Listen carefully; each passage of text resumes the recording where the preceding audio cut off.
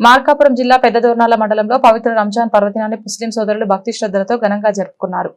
ఈ సందర్భంగా స్థానిక పెద్ద మసీద్ నుంచి నటరాజ్ సెంటర్ మీదుగా శ్రీశైలం రహదారిలోని ఈద్గా వరకు శాంతియుత ప్రదర్శన నిర్వహించారు. అనంతరం ఈద్గా వద్ద ప్రత్యేక నమాజ్ నిర్వహించి అల్లాహకు ప్రార్థనలు సమర్పించారు.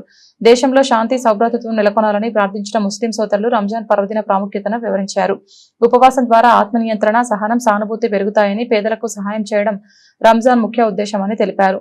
అనంతరం ఒకరినొకరు రంజాన్ శుభాకాంక్షలు తెలుపుకుంటూ సోదర భావాన్ని చాటుకున్నారు. ప్రశాంత వాతావరణంలో జరిగిన ఈ వేడుకలు ప్రాంతంలో ఆనందోత్సాహాలతో జరిగాయి.